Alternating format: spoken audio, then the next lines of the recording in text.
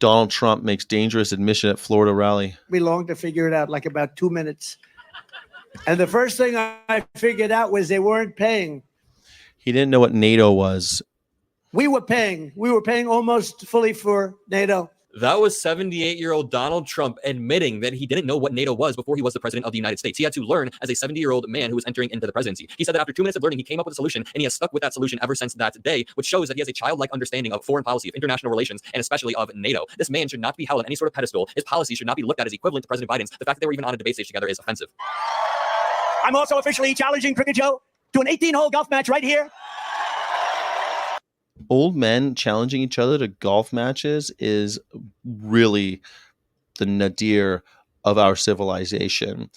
If you play golf, I feel bad for you because it's the least cool thing in the world now. Oh, it's just an old person sport. Please go play something else. Even pickleball's cooler. Anything but golf. Golf is for losers. Terribly sorry, friends. VFF, if you're a golfer, I'm sorry. It's a loser sport. I made a joke earlier about Mike looking like he was carrying a purse, but I removed it because it sounded homophobic. You got to be careful, man. You got to be careful. But see, self censorship, I think, is perfectly acceptable. Yeah, maybe some dad jokes don't have victims. Lots of jokes don't have victims, but anyway.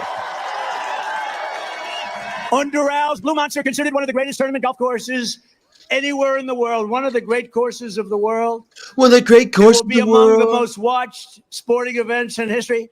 Maybe bigger than the Ryder Cup or even the Masters. Politics is purely performative for Donald Trump. He looks at everything like a reality television show trying to drum up engagement and views and make people angry. He held a rally in Florida today, and it was the same old incoherent nonsense. He pulled the same old jokes, all of our favorite ones. And I just want to take a second to highlight some of President Biden's accomplishments because Donald Trump is...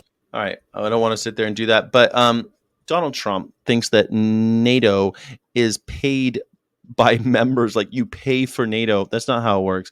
NATO uses a percentage of your GDP that you have to earmark in order to maintain your own armies. America has always been the one that always pays for our own army. It's not like we're paying for them. We take a percentage of our fucking GDP and we earmark it for the military every single year. Part of that is our fulfillment of NATO responsibilities.